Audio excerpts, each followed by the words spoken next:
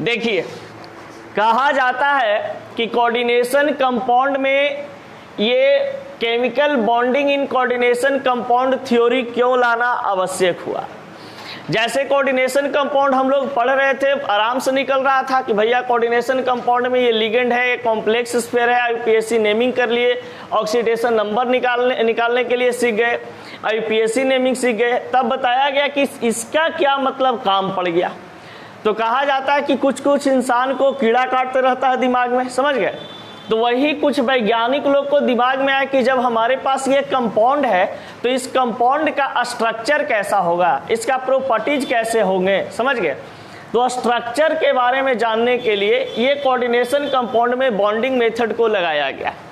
यानी कि जनरली हम लोग कह सकते हैं यहाँ पर कि किसी भी कोऑर्डिनेशन कंपाउंड का जो एक्चुअल उसका स्ट्रक्चर होता है, एक्चुअल स्ट्रक्चर बताने के लिए ये वार्नर थ्योरी ने अपना सिद्धांत दिया था और बोला कि इस माध्यम से हम किसी भी कोऑर्डिनेशन कंपाउंड में उपस्थित जितने भी सेंट्रल मेटल एटम होते हैं, लिगेंड्स होते हैं, उसका हम आकार दे सकते हैं। लेकिन ये वार्नर के सिद्धांत पर वार्नर जो थ्योरी बताने का प्रयास किया, इससे पूर्ण रूप से केमिकल बॉन्डिंग के बारे में व्याख्या नहीं कर पाया, ना स्ट्रक्चर के बारे में व्याख्या कर पाया। अब कहा जाता है कि जब chemical bonding in coordination compound की बात हो रही थी मेरे भाई, उस समय बहुत कुछ नियम बनाए गए, बहुत सारे वैज्ञानिक आए, अपना अपना नियम दिए। जैसे कि आप पढ़ रहे हैं यहाँ पे वार्नर थ्योरी, वार्नर थ्योरी के बाद आता है आपके पास वीबीटी वैलेंस बॉन्ड थ्योरी, उसके बाद आता है क्रिस्टल फील्ड थ्योरी, सीएफटी आते हैं जो कि आईआईटी और जेई नीट के लिए बहुत इंपॉर्टेंट माना जाता है सीएफटी। लेकिन वो पढ़ाएंगे तो हो सकता है इसमें से 2-4 बच्चा ही समझ पाए और बाकी नहीं समझ पाए, समझ गए। वीबीटी तक आप लोग का दिमाग चलता है और समझ भी सकते हैं। अब यहाँ पर बताया जाता है कि वार्नर थ्योरी को बनाने का मकसद क्या था। तो आप आराम से कह सकते हैं कि भैया वार्नर थ्योरी का बनाने का मकसद ये था कि किसी भी कोऑर्डिनेशन कंपाउंड में या किसी भी कोऑर्डिनेशन कंपाउंड का फिजिकल प्रॉपर्टीज, केमिकल प्रॉपर्टीज और उसका स्ट्रक्चर हम जान सके। तो किसी भी कोऑर्डिनेशन कंपाउंड को फिजिकल प्रॉपर्टी जानने के लिए, केमिकल प्रॉपर्टी जानने के लिए और स्ट्रक्चर जानने के लिए ये चीज का निर्माण किया गया। कहा जाता है कि 1893 ईस्वी में ये कोऑर्डिनेशन कंपाउंड वार्नर थ्योरी का खोज किया गया था 1893 में।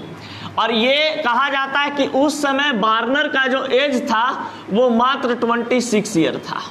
यानी कि ये बंदा 26 साल का था और इस सिद्धांत का खोज किया था, समझ गए। आजकल 26 साल के लड़का है जो समझ ही सकते हैं, हेलो हाई में व्यस्त है। लेकिन उस समय क्या चीज था कि 1893 ईस्वी में इस बंदा ने क्या किया कि 26 साल के उम्र में इस सिद्धांत को ये पोस्टुलेट कर दिया, यानी निर्माण कर दिया। अब कहा जाता है कि उसने नियम को यानी कि इस प्रकार से कैसे सोचा। तो सबसे आसानी पूर्वक यहाँ पे देखिए लिखा हुआ है कि Warner prepared A series of compound. एक कंपाउंड का उस बंदा ने सीरीज बनाया, समझ गए, जिसमें क्या करता है कि कॉम्बिनेशन ऑफ कोबाल्ट क्लोराइड को डिफरेंस मोल ऑफ अमोनिया के साथ रिएक्ट कराते गया। यानी कि यहाँ पे आपके पास एक कोबाल्ट क्लोराइड लेता है, ठीक है, और इस कोबाल्ट क्लोराइड को डिफरेंट हमारे पास क्या होते हैं, मोल में अमोनिया होता है। जैसे 5 मोल, 6 मोल, देखिए यहाँ पे 6 मोल, 5 मोल, 4 मोल, 3 मोल में अमोनिया है। इसको किससे रिएक्शन करवाते चला गया, कोबाल्ट क्लोराइड से।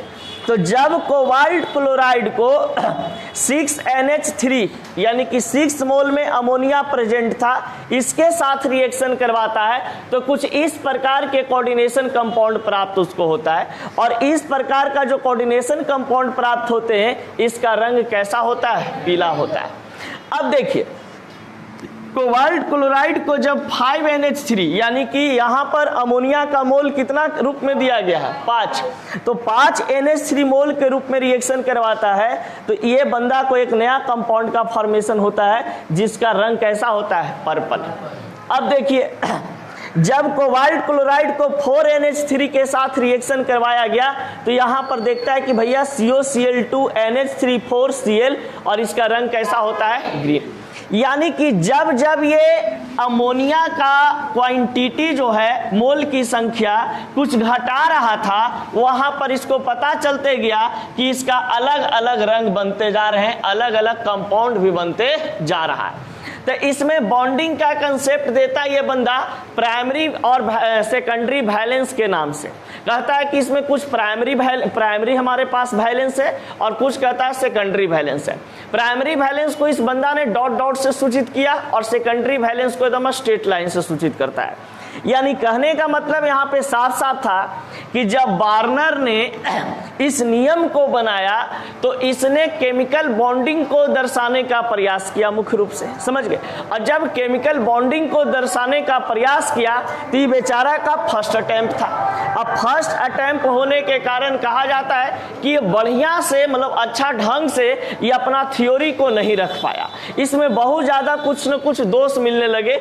इसका जो बनाने का तरीका था ये कुछ अलग अलग, कुछ में लिगेंड की संख्या है, कुछ में लिगेंड के साथ साथ यहाँ पे एक और संख्या दे दिया गया, कुछ और संख्या बढ़ते गया। देखिए जैसे जैसे हमारा अमोनिया की संख्या घट रहा है कोबाल्ट क्लोराइड में, वैसे वैसे क्लोरीन की संख्या बढ़ते जा रहा है। देखिए ऊपर 6 मोल था तो यहाँ पे क्लोरीन की संख्या नहीं था, यहाँ पे 5 मोल है तो 1 आ गया, यहाँ पे 4 मोल है तो यहाँ पे 2 आ गया, यहाँ पे 3 है तो यहाँ पे 3 आ गया।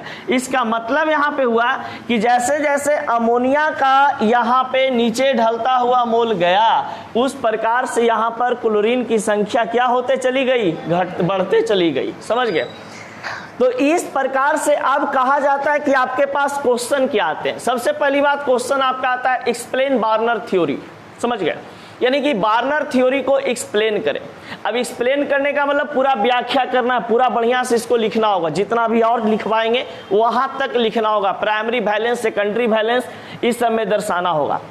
अब कहा जाता है कि ये सब चीज आपको लिखना होगा कि आपका वार्नर बंदा ने क्या किया कि इस वार्नर थ्योरी में क्या चीज बताने का प्रयास किया था कोऑर्डिनेशन कंपाउंड के बारे में, फिजिकल प्रॉपर्टीज, केमिकल प्रॉपर्टीज और स्ट्रक्चर। तो स्ट्रक्चर, केमिकल प्रॉपर्टीज और फिजिकल प्रॉपर्टी बताने का प्रयास किया।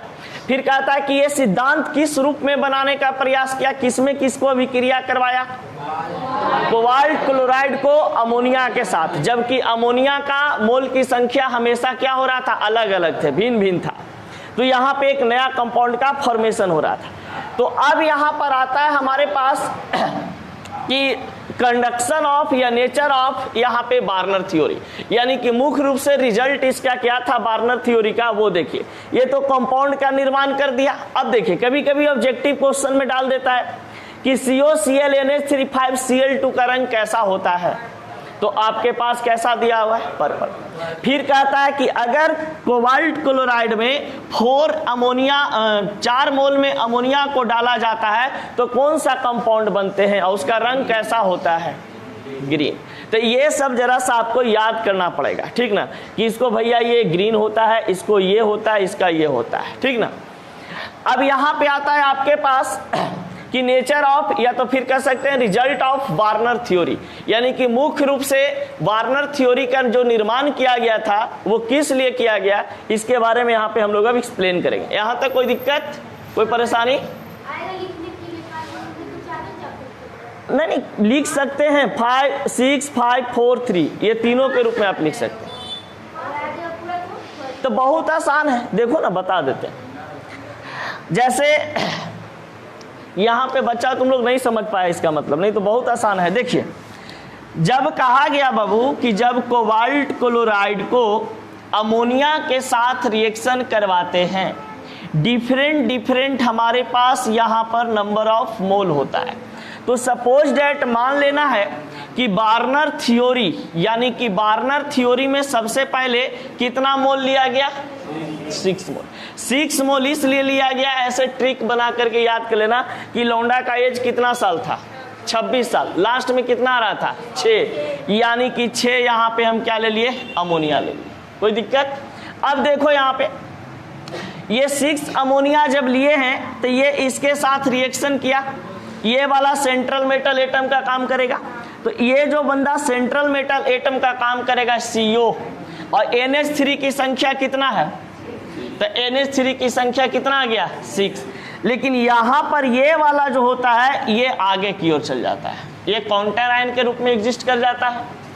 अब देखो, जैसे ही कोबाल्ट क्लोराइड को 5NH3 के साथ अभिक्रिया कराया गया, यानी कि यहाँ पर कोबाल्ट और यहाँ पे ये वाला, ये दोनों एक साथ रहेंगे। देखिए NH3 5 है, NH3 5 है, लेकिन यहाँ पर Cl में क्या हो रहा है कि एक Cl इसके पास रुक जा रहा है और बाकी 2 क्लोरीन है जो हमारा किस रूप में चल जा रहा है, काउंटर आयन के रूप में। तो यही चीज तो बताएं कि जब जब हमारा मोल की संख्या घट रहा है तो देखिए अमोनिया की संख्या बराबर है, लेकिन यहाँ पर क्लोरीन की संख्या अब कितना हो जाएगा, पहले 1 लिखे थे ना, अब यहाँ पर CO के साथ कितना हो जाएगा 2, और 2 बचे हुए 1 कितना हो जाएंगे, 1 क्लोराइड बाहर हो जाएगा। किस में, हाँ नहीं तो देखिए किसी भी कोऑर्डिनेशन कंपाउंड की अगर हम बात कर रहे हैं तो ये निगेटिव रेडिकल है, समझ गए। पॉजिटिव अगर रेडिकल के रूप में काउंटर आयन दिया हुआ रहता है तब आगे लिखते हैं, जैसे पोटेशियम, सोडियम, ये सब। अब निगेटिव जैसे क्लोरीन, फ्लोरीन, SO4 ये सब दिया हुआ हो तो ये सब निगेटिव रेडिकल के रूप में काम करते हैं, तो निगेटिव रेडिकल वाले को लास्ट में लिखा जाता है।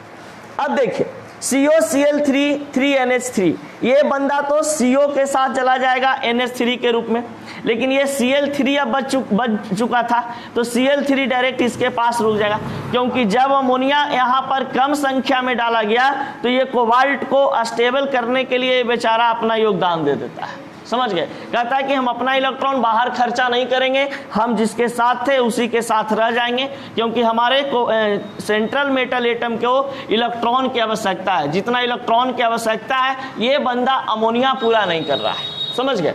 देखिए यहाँ पे 6 अमोनिया था, पूरा इलेक्ट्रॉन अपना इसको दे रहा था तो इसको कोई जरूरत नहीं था, ये बंदा क्या हो गया था, बाहर हो गया था। तो इस तरीका से ये बार्नर थ्योरी का खोज किया गया। यहाँ पे 3 तो है ही,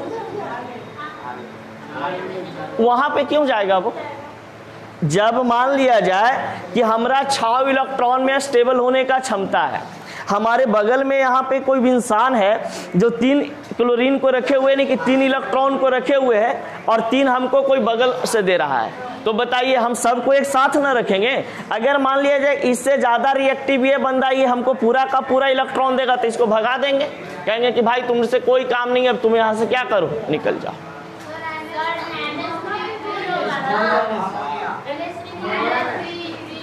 NH3, अच्छा NH3 हो जाएगा। हाँ, अमोनिया का मोल 2 हुआ तो तब यहाँ पे आपको COCl4 करना होगा, लेकिन COCl4 कंपाउंड एग्जिस्ट नहीं करता है, समझ नहीं COCl4 कंपाउंड एग्जिस्ट करवे नहीं करता है, तो हाँ तो यहाँ पे 2 अमोनिया के साथ रिएक्शने नहीं करेगा ये। 7 अमोनिया कैसे बना कि ना किसी भी कंपाउंड को स्टेबल करने के लिए ना उससे इलेक्ट्रॉन आपको ज्यादा चाहिए ना उससे इलेक्ट्रॉन आपको कम चाहिए। अब कहिएगा कि सोडियम हमारे पास है महाशय, और सोडियम को हम 5 इलेक्ट्रॉन दे देंगे तब, अरे गधा एक 2 रोटी खाई के कैपेसिटी है, एक 5 रोटी देगा तो उठा के पटक देगा, समझ गया। अब मान लिया जाए कि कहेगा कि 2 रोटी में ये बेचारा के पास मिनिमम 1 रोटी खा सकता है कम से कम, अब कहोगे इसको हम नहीं देंगे तब सर तो मत दो, क्या दिक्कत एकरा हो जाए। तो वही चीज इसके पास है, ये जब कोबाल्ट जो है ये 6 बॉन्ड का फॉर्मेशन करता है मैक्सिमम, और सबसे कम में आने के बाद ये करता है कितना आपके पास कि ये 3 और यहाँ पे 3 6, तो मैक्सिमम कितना जा रहा है, तो मैक्सिमम 6 से ज्यादा नहीं बन सकता, और 2 से भी नीचे नहीं बन सकता है, 3 भी नहीं बन सकता है, 4 भी नहीं बन सकता। इसको स्टेबल करने के लिए आपको 6 पूरा करना ही होगा। देखिए ये नहीं पूरा कर रहा है तो ये पूरा कर रहा है, 5 यहाँ से इसको दे रहे हैं, तो बताइए एक इसके पास वाला से रख ले रहा है, कह रहा है भैया हमको तुम दे दो। देखिए तो देखिए इस सेंट्रल में टर्म 1 यहाँ पे ये 6 बना रहा था तो 6 बनाएगा ही। अब बॉन्डिंग का कंसेप्ट से समझाते हैं, वहां पे क्लियर हो जाएगा। चलो धीरज अपना काम करो। देखिए कहा गया कि बार्नर महोदय आए तो अपना एक्सपेरिमेंट ये किसके साथ करना चाहते हैं,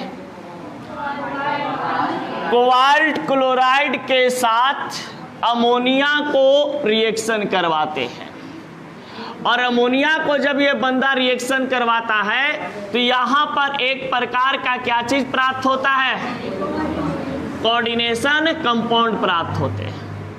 अब जरा समझिएगा, हल्ला कीजिएगा, फिर मौका नहीं मिलेगा बाबू, जरा इंपॉर्टेंट है इसलिए दोबारा रिपीट भी कर दे रहे हैं। देखिए, आपके पास कोबाल्ट क्लोराइड COCl3 के रिस्पेक्ट में है, ठीक है। अब इस बंदा को क्या किया गया कि 4NH3 या मान लो कि 3NH3 के साथ अभिक्रिया कराया गया, यानी कि अमोनिया का कितना मोल यहाँ पे प्रेजेंट है, 3 मोल। आप जानते हैं कि कोबाल्ट को स्टेबल होने के लिए कितना इलेक्ट्रॉन की आवश्यकता पड़ेगी, 6 इलेक्ट्रॉन। अब बताइए कि यहाँ पर एक कोबाल्ट है और यहाँ पर 3 पहले से NH3 है, तो यहाँ पे NH3 को लिख दो 3, NH3 को 3। अब बताओ कोबाल्ट स्टेबल होगा? तो इस कोऑर्डिनेशन कंपाउंड को स्टेबल करने के लिए यहाँ पर इसके पड़ोसी में कौन है, तो यहाँ पर लिख देंगे क्या चीज, Cl3। ये Cl3 लास्ट में देखा जाता है जब इससे ये खुश नहीं होता है, तो समझ गए। जब बेचारा ये अपना वाले ही से खुश है तो दूसरा के चक्कर में काला पड़ेगा रे, समझ गया। अब देखो यहाँ पर कहा जा रहा है कि COCl2 है और यहाँ पर 5NH3 मोल से अभी क्रिया करवाए हैं ये COCl3 को। अब जरा समझना, ये वाला बंदा सबसे पहले X का फेर में रहेगा, पहले फेर में था CO, यहाँ पर NH3, टोटल NH3 कितना है 5। अब देखो इसको 5, एक और ना चाहिए, तो एक चाहिए तो किसको से लेगा, बगल वाली से Cl ले लिया। अब बताइए Cl जब एक ले लिया तो इसके पास Cl अब क्या को बच गया, इस 2 Cl को फेंक देगा बाहर, कहेगा जा तुमसे कोई मतलब हमको नहीं। अब समझ में आ गया होगा, कोई दिक्कत, समझ में आ गया ना। चलिए अब आगे बढ़ते हैं, चलो धीरज। यहां पर बताया गया है आपके पास कि आपके पास कोऑर्डिनेशन कंपाउंड जो है इसको वार्नर थ्योरी के अनुसार 2 टाइप में इसको डिवाइड किया गया है, एक प्राइमरी वैलेंस और दूसरा आपके पास सेकेंडरी वैलेंस। अब यहाँ पर प्राइमरी वैलेंस को P.V से सूचित करते हैं और सेकेंडरी वैलेंस को S.V से, यानी कि संक्षिप्त रूप में इसको लिख दिया जाता है। लेकिन अब कहा जाता है कि प्राइमरी वैलेंस की अगर हम बात करते हैं बाबू, तो प्राइमरी वैलेंस को हमेशा क्या चीज से सूचित किया जाता है, डॉट लाइन से, और सेकेंडरी वैलेंस को हमेशा स्ट्रेट लाइन से सूचित किया जाता है।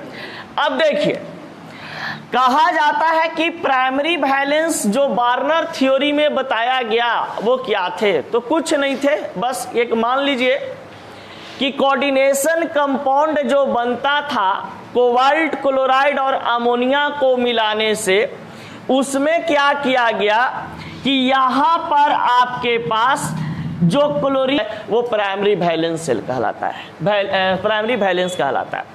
अब देखिए, प्राइमरी वैलेंस जो होते हैं ये डायरेक्शनल नेचर का होता है और नॉन डायरेक्शनल नेचर का होता है।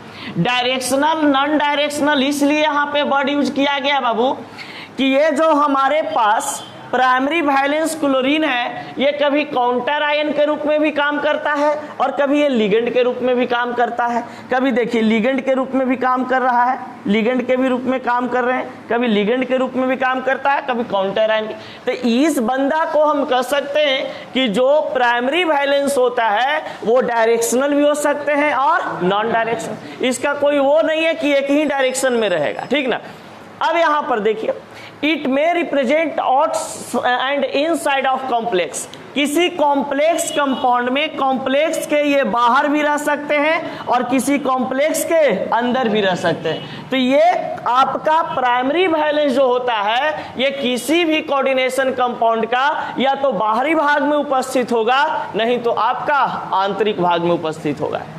फिर कहा जाता है कि it is represent by dot line, यानी कि जितना आपको वैलेंस, प्राइमरी वैलेंस दिखाई देता है उसको हम लोग डॉट लाइन से सूचित करते हैं। अब यदि इसका हम स्ट्रक्चर बनाएं तो स्ट्रक्चर किस प्रकार से बनेगा जरा सा देखना।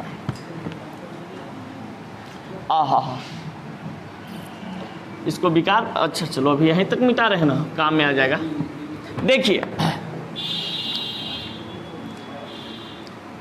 सपोज दैट बाबू यहां पर मान लिया जाए हमारे पास एक एग्जाम्पल उठा रहे हैं, कौन वाला, ये CONH3 Cl3, ये CONH3 6 से Cl3, इसका स्ट्रक्चर बनाइएगा, कैसे बनेगा। सेंट्रल मेटल एटम हमेशा कहाँ रहेगा, बीच में, तो सेंट्रल मेटल एटम हमेशा बीच में डाल दिए ये वाला बंदा को। ये वाला बंदा NH3 लिगेंड है, तो बताइए कि NH3 को हम इस तरीका से बॉन्ड के रूप में 6 न है, 2 3 4 5 और यहां पर आपके पास 6। ये बताइए कि ये जो हमारे पास ऐसे स्ट्रेट लाइन में सूचित किया गया है, तो यहां पर ये वाला बंदा हमारा सेकेंडरी वैलेंस हो जाएगा, क्योंकि सेकेंडरी वैलेंस को क्या चीज से डिनोट करते हैं, स्ट्रेट लाइन से। अब बताओ यहां पे ये बंदा छूट रहा है Cl3, अभी Cl3 को आप एडजस्ट कर सकते हो ना, Cl Cl Cl कहीं भी, ठीक ना। अब बताओ कि यहाँ पे dot dot dot dot line यानी कि primary valence co dot dot dot dot line से सूचित करते हैं, तो नंबर ऑफ प्राइमरी वैलेंस कितना हो गया बाबू, 3। अब और यहां पर आपके पास बोला है कि in modern day secondary valence represent ligand, यानी कि लिगेंड के रूप में कौन उपस्थित होता है, सेकेंडरी वैलेंस। तो लिगेंड के रूप में आपको बताया थे ना कि इस रूप में आपके पास जो दिया हुआ है अमोनिया, लिगेंड के रूप में कौन दिया हुआ है, अमोनिया। तो यहां पर अमोनिया लिगेंड भी बोल सकते हैं कि आपके पास अमोनिया लिगेंड के रूप में जो होता है उसको हम क्या बोलते हैं, सेकेंडरी वैलेंस कहते हैं। सेकेंडरी वैलेंस यानी कि डायरेक्शनल नेचर का होता है, इसके पास दिशा होता है कि हम भैया यहीं पे रहेंगे, इसके अंदर में ही रहेंगे, इसके बाहर में हम नहीं रहेंगे। ये कहता है कि हम जब भी रहेंगे तो ये कॉम्प्लेक्स भाग के अंदर में रहेंगे। इट मे प्रेजेंट इनसाइड, यानी इट मे की जगह हटा दो, it present inside of complex, यानी कॉम्प्लेक्स के अंदर ये आंतरिक भाग में उपस्थित होता है। It is A represent by a straight line. Primary valence को हम लोग dot dot dot dot line से सूचित करते थे, लेकिन सेकेंडरी वैलेंस को स्ट्रेट लाइन से सूचित करते हैं। फिर कहा जाता है कि total ligand atom in coordination compound, तो बताइए इसमें लिगेंड की संख्या कितना आपके